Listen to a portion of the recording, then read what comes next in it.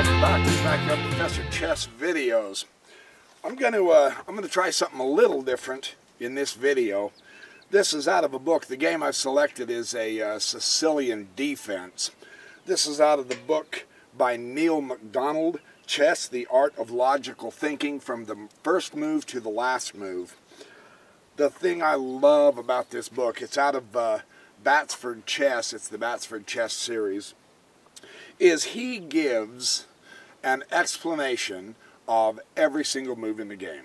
And it's really fun to see a grandmaster annotate a game move by move. And there's about 35-40 games in this book. It's a wonderful way to study chess for we beginners and intermediates. Excellent on my journey to chess mastery to use a book like this. And this is a game by Shirov and Polgar. This is Judit Polgar, not Susan Polgar. Both of the Polgar sisters are absolutely outstanding chess players. In fact, I believe at one time, if I know this right, I might not, each one of them has been the ladies' world champion, chess champion. If not, they've been awful close. The Polgars have tactics that's just incredible. This particular game was played in Buenos Aires in 1994. It's the Sicilian Defense. Shirov is understood and known to be one of the strongest attackers in the world at chess. Polgar is seriously powerful. No matter what she plays, white pieces or black pieces, it's irrelevant which opening she plays. And so this is going to be the Sicilian Defense that Polgar throws on Shirov, and it'll be fun to see how it turns out. It'll be quite interesting to find out, and he's developing along just perfect. And Polgar puts the e6 out there.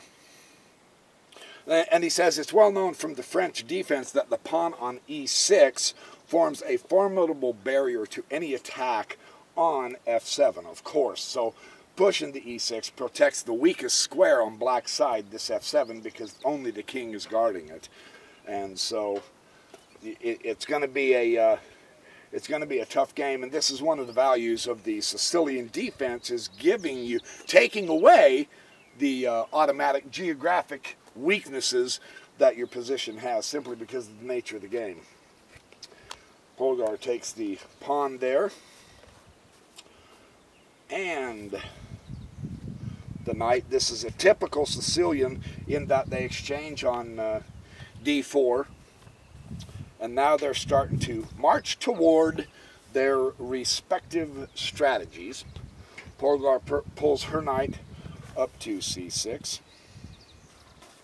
And the reason why MacDonald said is that this knight is not going to go unchallenged. It's a centrally placed knight. It can be strongly placed here in the center, and so there's at least going to be a little bit of a challenge on that knight, which makes perfect sense. And you don't have to do the exchange immediately. Both players are going to continue developing their pieces and putting them on the maximum squares that they can. She's just not letting the center go without pressure. He's not going to be able to build a center free without any pressure. And now he brings up a g4. Now, this move looks surprising to us because it's going to weaken the king side if he chooses to kingside castle. So this is quite interesting. But MacDonald said it's a very aggressive move, and it is, because it's marching up toward Polgar's kingside. White's reasoning is this. Here's what he's thinking when he pushes this kind of a pawn. Black has built a solid and compact pawn formation in the center, but he hasn't any space advantage there, right? So evidently my opponent is intending to play on the queen side and is happy to keep the status quo in the center, so I can immediately plan my attack on the king side. Because Polgar has pushed both central pawns just one square, it doesn't appear that she's going to fight in the center. She's just keeping an eye on the center. Apparently, she's going to go on the queen side. So the logic is, I can go ahead and start attacking on the king side. More or less, that's the idea. And Polgar pulls up a knight a6. This stops any shenanigans of the knights coming over to here and forking the king and the rook and all that jazz. It's a defensive move. It's rather a calm reply, he says, and it is. And now bishop up to e3. What this bishop move does is it supports this central knight, because it is being contacted. It can, if Polgar chooses later in the game to push the e-pawn, it can be given tremendous pressure. So this is more or less supporting the center. An always good move in the Sicilian. And move order, you know, there's so many different move orders. You have to, through the nuance of the game and through understanding how the Sicilian defense works, you play several hundred games, you learn the ins and outs. Specific types of move orders give the different styles of games. It's really interesting how that works. But so anyway, now this knight moves back. It was being hit by this knight, but now it's going to move back. Later on in the Sicilian, as you develop more and more, and as each army figures out which squares am I going to fight for, there's a lot of really brutal, nasty tactics. If black misplaces a queen or a rook and his knight is still here on d4, there are some nasty tactics that black can do on white. So the move back on the b3 basically avoids some tactical problems. And so he's avoiding some problems. That's what he's doing. Now here comes Polgar onto the queen side, and this is typical in the Sicilian too. And he says it's a key advance for black in the Sicilian defense. In the Sicilian, you want your queen side mobile. The best way to do that, of course, is push the pawns so that the pieces can back up the pawns and use the pawns to open up a key file. This is the idea, the principal theme behind the Sicilian. And then, of course, you're looking at various key squares to fight for, and this is the signal. Now, you notice, really, there's no attack against each other's center here, and the pawns haven't actually come together and locked in any kind of a formation, and yet they're both going to the wings. I mean, it's obvious that black's going to go on the king side, and it's obvious that Polgar is going on the queen side. So that's kind of interesting. These guys are such high-leveled players that they understand each other. They understand the principle that on a wing attack, the best way to counterattack is going to be through the center either way. Kind of fun to see that, isn't it? So anyway, bishop b7. Polgar fianchettos her bishop. She's going to hit this long diagonal toward the king side again, even though Shirov has blown his king side all out, because he's going to do a king side. Now, there isn't any direct attack. He brings the queen to f3. Since there isn't any direct pressure, nor is there any direct attack so far, each player is rather content, it seems to me like, in not technically attacking their king, even though they're both leaving him in the center. You notice Polgar looks like she's trying to keep her options open, which side she's going to castle on. That's kind of interesting, isn't it? You notice Shirov can castle queenside right now. So neither player knows what side they're going to castle on, but they've more or less declared their intentions with how they're developing on which side they're going to play. It's really kind of fun to see, isn't it? And now look what Polgar does. G5, pow. She is going to, it appears, this mass of pawns. Now, if this mass of pawns marches, you've got the very important E5 square here, and the F5 and F6. If these pawns march uncontested, in unison, shoulder to shoulder, that can be a very powerful thrust. Polgar is wise enough to know, I'm going to at least take the sting out of that. If that is Shirov's intention, I'm going to pop that G5. So isn't it interesting that the high-level players, at least in this game, they have both left their kings in the center, something that we beginners are told, don't do, you got to castle early. That's true, yes.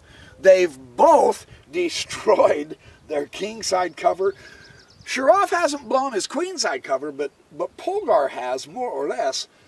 It's not that the king would be in danger, but now you have weak squares to contend with. You know. So this is a really interesting game that way. I thought that was quite fun to see how they're doing this. And it's not because either one of them are blundering or doing lousy chess strategy. These two are two of the crispest, strongest chess players in the entire world here. And now knight comes to e5. Polgar is the first to hit the e5, putting the question to the queen. And now queen goes down to g2. Drops down, and b4. Now notice, it appears Polgar has gotten her attack on the queen side in first. She's the one to make first contact. She's the one to draw first blood, right? And so Shirov is going to have to be on his toes because he doesn't want to give too many weaknesses with these pawns if he's going to castle queen side. That's a pretty important concept. Now Shirov responds to this by putting the knight to e2, which gives him good contact in the center here and then over on the king's side. You notice he's got the doubled pawns because of Polgar's pressing her pawn. So the pawn structure here isn't extremely good. On the other hand, looking on the positive end of this, these can make excellent battering rams coming up through here. So this is going to be a tough game. Both players are really pushing it. And sure enough, here comes Polgar again on the king's side. Now, one thing I've noticed in the Grandmaster games that is so fun and interesting to see, and my guess is it's going to take some experience for all the rest of us to put this into practice. It's obvious Polgar wants to go on the queen side, but now it's obvious that she also wants to come down on the king side. She's playing both sides of the board. Grandmasters do that. You see grandmasters playing in absolutely every sector of the board. And it takes some calculated judgment, it takes some real wisdom to be able to do it this way. Now what this has done, number one, it's opening a lane. She's attempting to open some lanes for her rooks. It has put the two pawns back together side by side, and they can really do a fast, hard march. This pawn, though, is stopping the rook from having the open file. Pop it over here and push that pawn with the queen and the rook behind the queen. That can be a very powerful combination. So this is really becoming a tight, hard game. Hey, neighbor. I'm out here in my backyard waving hi at the neighbors. Polgar comes up here to knight f5. Now you go, what the heck? Why would she do this? Let's see why she would do this. You've got this pawn here, and yet if she opens this up, it's going to be a central move. He says it was badly placed on e7. The bishop drops back down to f2. He's not going to take it with the pawn. And the queen now comes up here and takes g5. Now she comes and takes a pawn with the queen, and the queen is guarding this area. What is going on? Is she giving up her queen for the attack? This is incredibly deep concept here. Now, the point here is the queen can't take the queen because now the knight can go to f3 check, and he's got the queen covered. And then the problem is the e4 pawn collapses. So the idea here, the theme is, yes, it looks at first that she's losing her queen, but she's not. What she's doing by this very forcing, powerful move is she's getting rid of this e4 pawn. Isn't that a fascinating strategy how they do that? She's not attacking the pawn directly at this point. If Polgar, in this position, she's got the open file. Shirov doesn't. Polgar does. She's got another open file here.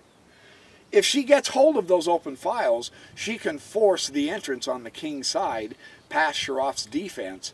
And part of his defense is keeping that e4 pawn. So this is a very interesting idea how this works. So Shirov says, well, I'm going to come up here to knight a5. He has weaknesses all over on the queen's side. You play where the opponent's weaknesses are and develop some of your strengths there. And so Shirov is doing very excellent chess here, but look at what Polgar does. Now Polgar comes down here to knight e3. Pow. This is a very powerful... He says this was a terrible shock for Shirov. He is mated after queen takes g5, knight f3. Isn't that fascinating? If he responds by taking the queen, she puts the f3 pawn, knight right there, and he's checkmated. Already in the game. And Shirov is one of the most powerful chess players on the planet. And Polgar is simply walking right through him. So this must have really surprised him at the strength. And notice the thing that's fun to see in the Grandmaster games that I keep finding really interesting, and that's why I keep making videos, the power of the central thrust and the powerful of the cooperation and coordination of the different pieces. Not a 1 or 2 piece attack. She's got 1, 2, 3 pieces. 4 with the bishop backing up, hitting that e4 pawn. Granted, she hasn't got her whole army in, neither has he yet. But already as it is, these knights are doing the death dance for the king. So this is really quite amazing how this is working. And Shirov has no choice but to simply go to here. She's hitting the queen, not with the intention of taking the queen. What this does is it dislodges the queen more or less. And Shirov is really in trouble here. And now she will exchange the queens.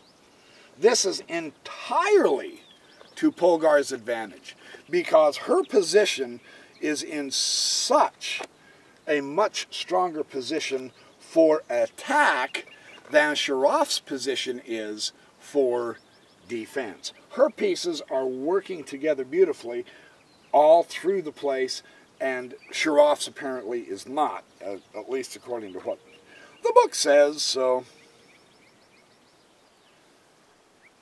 knight takes c2, check.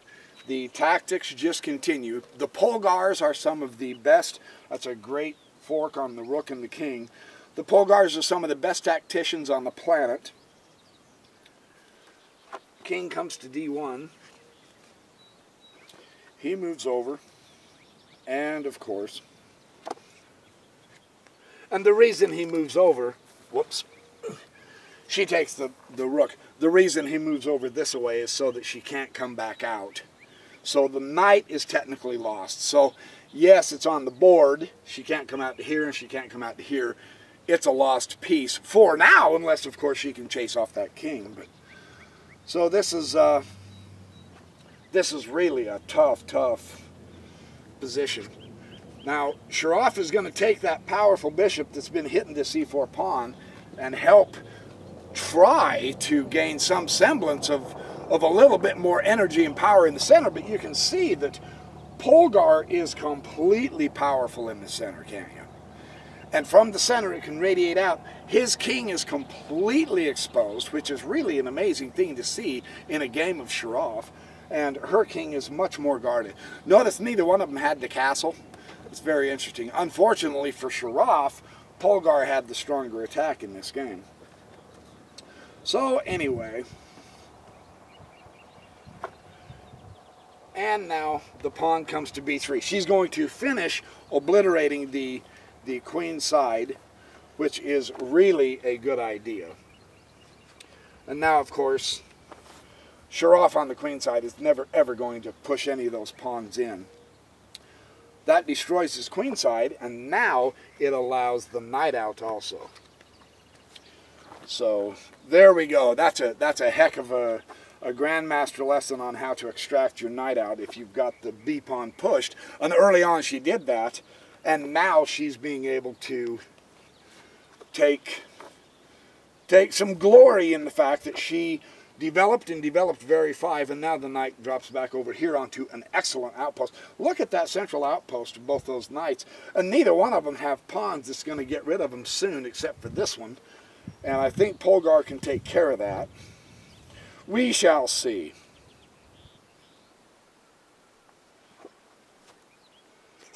The knight, though, doesn't let the knight go uncontested. He has to take that central knight. It's too strong of a center. That is an exchange that you really have to do. You just can't leave the 2 knights in the center like that uncontested. So, okay, so now we're getting whittled down. And the positions are extremely interesting. You notice something really exotic here in this particular game that's fun. The king is virtually, literally, all by himself out there in a wide open field. Isn't that an amazing situation?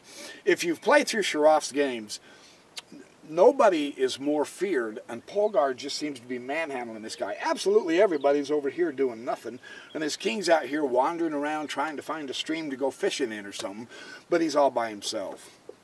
And this is not good. This cannot possibly be a good thing. And Polgar takes advantage of this. She says, all right, look. First, Shirov comes down here to e1, and now Polgar says, okay, look, let's do something here. Let's start bringing my knights in here and doing this cotton picking dance again. But is that what she's doing? We'll see. Bishop comes up here to c3. By centralizing the bishop, hitting the rook, getting a good diagonal across, perhaps he can influence the center from a distance. He's really got to start putting his pieces together in a coordinated effort. Shirov's advantage here is that the board is pretty much open, and interestingly enough, he has the bishop pair, but he's got to put them out there and put them together with this knight and this rook.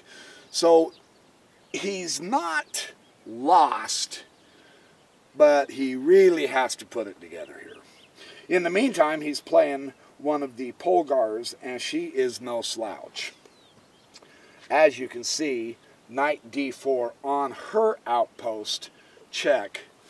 Phenomenal power. This is really something. He doesn't swap her. He brings the king to d3, because if he decides to exchange, he wants that knight and that pawn, because his pawns are gone. He does not want to, there's no reason not to advance the king, because the position is virtually hopeless. Now here comes Polgar. Centralization, development, as strong and as fast as you can get him out. And here comes Shirov. Fianchettoing the bishop is not bad. Granted, he's not up here in the center, but that long diagonal, keeping that e4 pawn as strong as possible, this is the key to his position in the center, so he has to guard that pawn. Of course, it can be taken away now. So there's not a whole lot of power that he's got here that he can do. He's in trouble, man. And bishop to e5. Polgar is just systematically, step by step, building up the pressure against Shirov's pieces in the center, which is always good. And Shirov does have his king. He puts him on c4. So he's not going to be threatened with a nasty check yet, and he attacks this c5 pawn, but it's all bluster and bluff. Here comes Polgar's king, and he's going to come to the rescue. Rook comes over to a1.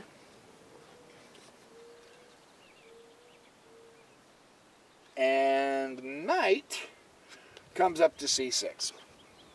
And it is here that Shirov resigned. And the reason why is because after he does take the pawn at king c5, when he takes that pawn, Polgar's reply, he says, would be bishop takes c3, of course, and b will take c3, of course, and then the final move that will seal the deal on this is rook h to c8, and you're virtually done.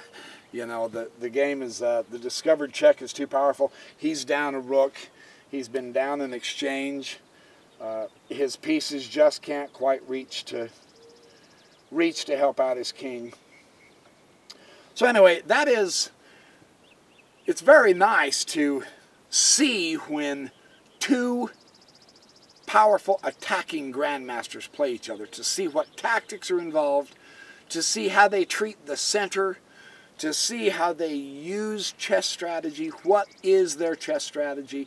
We saw in this game that Polgar virtually used all areas of the chessboard. She's just the master of the whole board. This is excellent chess. If we can get to play this way, that'd be great. Watching it, seeing it, and understanding how a grandmaster plays it is one thing. Putting it into our games is another thing. But this is why we practice chess. This is exactly why the grandmasters are right when they say, you study these great games over and over and over again. See how they do it and then try to put it together. And eventually our chess will improve. And our chess is improving, and this is encouraging to us. Yes, we're still losing dozens and dozens of games. I've been talking to some of you on chess.com as we're playing through our games. I'll be chatting with you, you know. And some of you will say, oh man, I'm never going to make it there. I was rated up to 1340 and now I'm back down to 1128. I've lost 6 games right in a row. I don't know what I'm doing. Believe me, I empathize with you. I am doing the same thing. There's times when I only have time for one game a night, and I'll play a game on livechess.com and beat the game. Great, my rating bumps up 6 points. Then I win another game the next night. Wonderful. Then I win another game the next night. Awesome, that's 3 in a row. And then the next night I lose, and I get so mad I play another one, and I lose, and I get so upset I play another one, and I lose again. So it's almost like it wipes out that week's worth of accomplishment, but it doesn't, because every game of chess we play, every game of chess we analyze, every chess video we watch is one step closer to chess mastery. We have to go through this experience of the ups and downs of learning how to play chess to get good. So hang in there, keep having fun watching the videos. Lay off the popcorn. At least the popcorn heavily buttered, yeah, you know. Do the health thing, put some olive oil on it or something. Have a great life, be fun, do well. Or have fun, do well. Have fun, be good, do well. Hey, the point is, I'll see you in the next chess video, man. Yeah.